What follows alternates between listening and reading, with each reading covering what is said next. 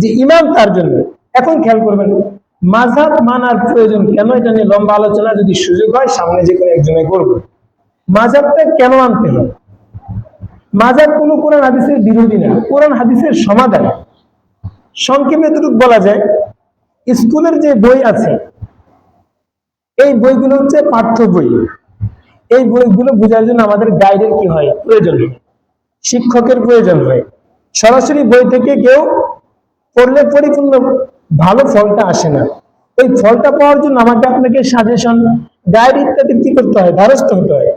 কোরআন হাদিস এটা হচ্ছে গাইড, পাঠ্য বইয়ের মতো। 1400 বছর আগে থেকে নিয়ে কিয়ামত পর্যন্ত যত মানুষ দুনিয়াতে আসবে সবাই এটার উপরে কি করতে হবে, আমল করতে হবে। এখন কোরআন হাদিস থেকে আমি আপনি সবাই, আমি তো পড়তেই জানি না, ওখান থেকে মাসালা বের করবো কিভাবে? বুঝে আসছে বিষয়টা? আমি তো কোরআনটা পড়তেই জানি না, সেখান থেকে মাসালা বের করে আমল কিভাবে করব? উলামায়ে কেরাম আমাদেরকে সুন্দর একটা পদ্ধতি কোরআন হাদিস থেকে বের করে বলে দিয়েছে। কারণ উযুর মাসালার ক্ষেত্রে কোরআনের মধ্যে এটা নেই যে মুখ কয়বার ধুইতে হবে, পা কয়বার ধুইতে হবে। পা ধোয়ার কথা এসেছে, মুখ ধোয়ার কথা এসেছে, মাথা মাসি করার কথা এসেছে। কতটুকু করবো এতটুকু কিন্তু কোরআনের মধ্যে নেই। তাহলে আমি কিভাবে আমল করব? উলামায়ে কেরাম যারা বিজ্ঞ ছিলেন তারা কোরআন হাদিসকে সমন্বয় করে আমাদেরকে সঠিক পথটা কি করে দিয়েছেন, দেখিয়ে দিয়েছেন। এই অনুযায়ী কি করো, আমল করো। এজন্য মাযহাব ওনাদের মন গড়া না, কোরআন হাদিস থেকে নির্যাস বের করে ওরা আমাদেরকে আমল করার পথ বলে দিয়েছে। কারণ হাদিসের মধ্যে কোনটা সুন্নত এভাবে উল্লেখ নেই, সব ঢালাওভাবে উল্লেখ করা আছে। আমাদেরকে সুন্নত বলে দিয়েছেন, এই বিষয়গুলো সুন্নত, এই বিষয়গুলো ফরজ, এই বিষয়গুলো নওয়াফিল, এগুলো মুস্তাহাব, এটা নির্ণয় করে দিয়েছেন ইমামগণ। এখন তারা যদি এটা নির্ণয় করে না দিতেন তাহলে তো আমি আপনি সবগুলোই ফরজ মনে করতাম।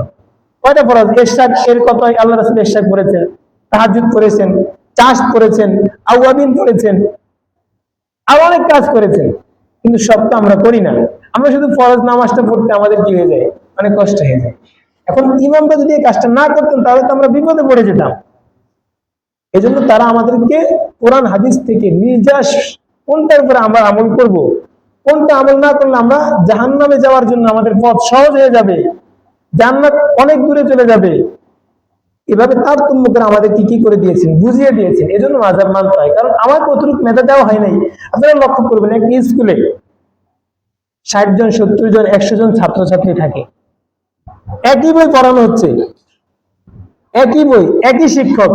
একজন বড় বড় ডাক্তার, ইঞ্জিনিয়ার হয়ে যাচ্ছে, আরেকজন রিক্সা চালাচ্ছে। কেন?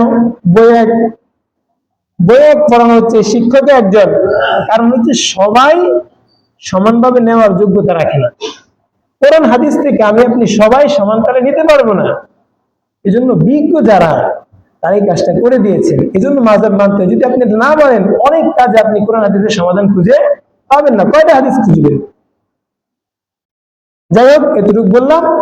সূরা ফাতিহাটা পড়বে কিনা, মুক্তাদি যারা তারা কোনো কেরাত পড়বে না। ইমাম যে থাকবে সে সূরা ফাতিহা